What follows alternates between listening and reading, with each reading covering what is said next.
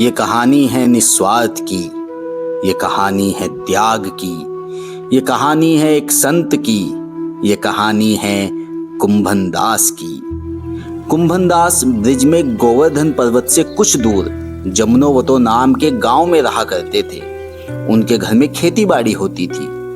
अपने गांव से वे पारसोली चंद्र सरोवर होकर श्रीनाथ जी के मंदिर में कीर्तन करने जाते थे। ऐसा अनुमान है कि कुंभन दास जी का जन्म गोवर्धन मथुरा के सन्निकट जमुनोवतो नाम के गांव में संवत 1525 विक्रमी को अर्थात 1468 ईस्वी में चैत्र कृष्ण एकादशी को हुआ था। एक बार की बात है कि मुगल बादशाह अकबर की राजसभा में एक गायक ने कुंभन दास का पद गाया। यह गीत कुंभन दास जी ने लिखा है जो मैं आपको सुनाने जा रहा हूँ। हरे कृष्णा। बादशाह ने उस पद से आकृष्ट होकर कुंभन दास को फतेहपुर सीकरी बुलाया। दास को बुलाओ, सुना है वो बहुत अच्छे भजन लिखता है, हम उसके भजन सुनना चाहते हैं। जैसी आपकी इच्छा बादशाह सलामत।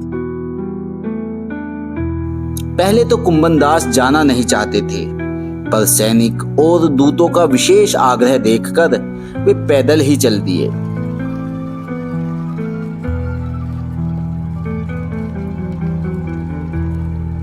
कुंभन दास जी को अकबर का ऐश्वर्य 2 कौड़ी का लगा। कुंभन दास जी की पगड़ी फटी हुई थी, तनिया मैली थी। वे आत्मग्लानि में डूब रहे थे कि किस पाप के फल स्वरूप उन्हें इनके सामने उपस्थित होना पड़ा। बादशाह ने उनकी बड़ी आवभगत की, पर कुंभन दास को तो ऐसा लगा कि किसी ने उनको नरक में लाकर खड़ा कर दिया है। वे सोचने लगे कि राजसभा से तो कहीं उत्तम ब्रिज है जिसमें स्वयं श्रीनाथ जी खेलते रहते हैं, अनेकों क्रीड़ाएं करते रहते हैं। अकबर ने पद गाने की प्रार्थना की। कुंभन दास तो भगवान श्री कृष्ण के ऐश्वर्य माधुर्य के कवि थे। उन्होंने ऐसा पद गाया जिसे सुनकर सबकी आंखें खुली रह गई। उन्होंने अपने पद में कहा, संतन को कहा सीकरी सो काम, आवत जात पनहिया टूटी, बिसरी गयो हरे नाम। जिसका अर्थ था कि हम तो संत है और संतों को कहाँ सीकरी से काम पड़ता है। सीकरी अर्थात फतेहपुर सीकरी उस समय अकबर की राजधानी थी। और आवत जात पनहिया टूटी, आने जाने में हमारी चप्पलें और टूट गई है। बिसरी गयो हरि नाम, और हमारा हरि नाम जो हम बैठे हुए अपनी झोपड़ी में ले रहे थे वो और छूट गया है। जाको मुख देखे दुख लागे, ताको करनो प्रियो प्रणाम, कुंभन दास लाल गिरिधर बिनु, और सबे बेकाम। बादशाह सहृदय थे, उन्होंने आदर पूर्वक उनको घर भेज दिया। एक बार की और बात है कि संवत 1620 विक्रमी में महाराजा मान सिंह ब्रिज आए थे। उन्होंने वृंदावन के दर्शन के बाद गोवर्धन की यात्रा की, श्रीनाथ जी के दर्शन किए। उस समय मृदंग और वीणा के साथ कुंभन दास जी कीर्तन कर रहे थे। राजा मान सिंह उनकी पदगान शैली से बहुत प्रभावित हुए। वे उनसे मिलने जमुनोवतो गए। कुंभन दास जी की दीनहीन दशा देखकर वे चकित हो उठे। कुंभन दास भगवान के रूप में चिंतन में ध्यानस्थ थे। आंख खुलने पर उन्होंने अपनी भतीजी से आसन और दर्पण मांगे। उत्तर मिला कि आसन पड़िया खा गई और दर्पण भी पी गई। पड़िया अर्थात गाय या भैंस का मादा बच्चा होता है। आशय उनका यह था कि उनका आसन घास का बना हुआ था, जिसे वह खा गई, और पानी में मुख देखकर वे तिलक करते थे। महाराजा मान सिंह को उनकी निर्धनता का पता लग गया।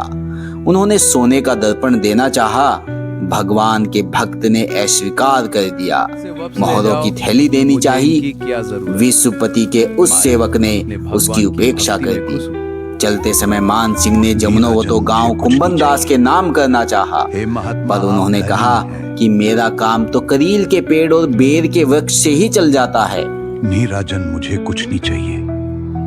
हे महात्मा। राजा मान सिंह ने उनकी भगवत भक्ति और त्याग की सराहना की।